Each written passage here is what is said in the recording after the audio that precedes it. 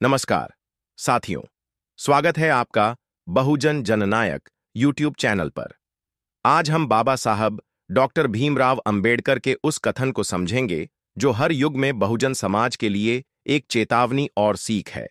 उन्होंने कहा था, मुझे मेरे समाज के पढ़े लिखे लोगों ने धोखा दिया। इस कथन के पीछे का दर्द और संघर्ष केवल उनके व्यक्तिगत अनुभव नहीं थे, बल्कि यह बहुजन समाज के विकास की एक बड़ी समस्या का प्रतीक था। इस वीडियो में हम बाबा साहब के इस कथन का हर पहलू, उसके ऐतिहासिक कारण और वर्तमान संदर्भ को विस्तार से समझेंगे। आप सभी लोगों से अनुरोध है कि वीडियो को लाइक, चैनल को सब्सक्राइब कर बेल आइकन दबा दें और कमेंट बॉक्स में जय भीम जरूर लिखें। आइए शुरू करते हैं। बाबा साहब का जन्म 14 अप्रैल 1991 को महू, मध्य प्रदेश में हुआ। वह अछूत माने जाने वाले समाज से थे, जिन्हें पढ़ने लिखने का अधिकार भी नहीं था। बचपन में स्कूल में भेदभाव झेलना, स्कूल में अलग बैठाया जाना, पानी का घड़ा न छूने देना। इस सामाजिक भेदभाव के बावजूद बाबा साहब ने अपने पिता रामजी मालोजी सकपाल से शिक्षा का महत्व सीखा। वे पहले ऐसे दलित व्यक्ति थे जिन्होंने एल्फिंस्टन कॉलेज से स्नातक की डिग्री ली, फिर कोलंबिया विश्वविद्यालय और लंदन स्कूल ऑफ इकोनॉमिक्स से उच्च शिक्षा प्राप्त की। बाबा साहब का मानना था कि शिक्षा का उद्देश्य केवल व्यक्तिगत विकास नहीं, बल्कि समाज का उत्थान होना चाहिए। उन्होंने कहा था, शिक्षा वह माध्यम है जो सबसे शक्तिशाली हथियार बन सकता है। बाबा साहब का सपना था कि शिक्षित लोग बहुजन समाज का नेतृत्व करें। वे चाहते थे कि पढ़े लिखे लोग गरीब और अशिक्षित वर्ग को जागरूक करें। उनका नारा था, शिक्षित बनो, संगठित हो, संघर्ष करो।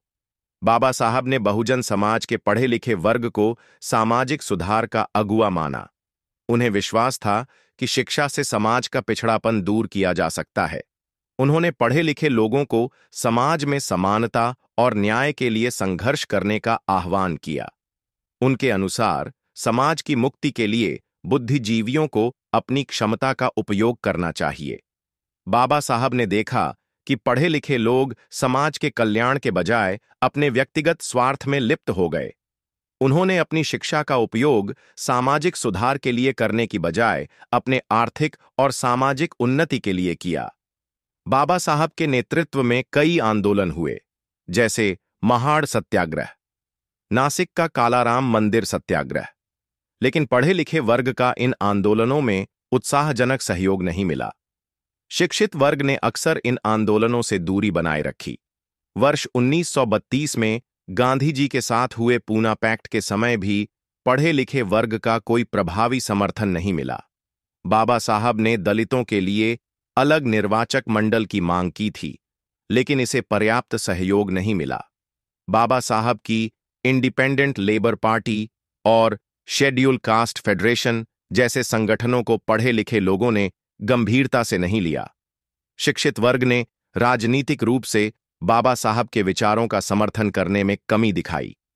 जब बाबा साहब ने हिंदू धर्म की कुरीतियों के खिलाफ आवाज उठाई, तो शिक्षित वर्ग ने उनका साथ देने के बजाय परंपराओं को बचाने की कोशिश की। पढ़े लिखे वर्ग ने कई बार बाबा साहब की योजनाओं में बाधाएं खड़ी कीं। उनके विचारों को समर्थन देने के बजाय उनका विरोध किया गया। शिक्षित लोगों ने बाबा साहब के संघर्ष को समझने के बजाय उनके साथ गुटबाजी की। उन्होंने कहा, पढ़े लिखे लोगों को समाज का मस्तिष्क होना चाहिए, लेकिन वे ही समाज को धोखा दे रहे हैं। बाबा साहब को महसूस हुआ कि समाज सुधार की उनकी क्रांति आदि अधूरी रह गई, क्योंकि शिक्षित वर्ग ने अपने कर्तव्यों का पालन नहीं किया। शिक्षा का उपयोग केवल नौकरी पाने के लिए नहीं, बल्कि समाज की सेवा के लिए होना चाहिए।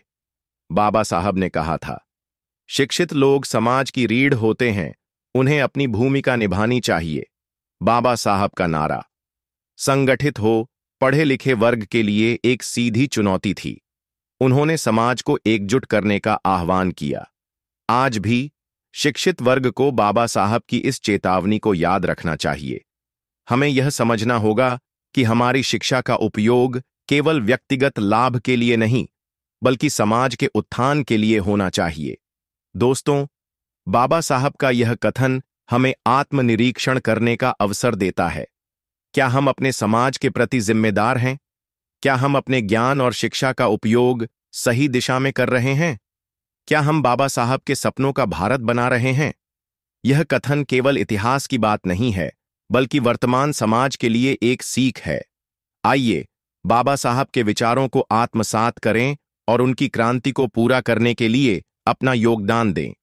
यदि यह वीडियो आपको प्रेरित करता है तो इसे लाइक करें, शेयर करें और हमारे चैनल बहुजन जननायक को सब्सक्राइब करें। जय भीम।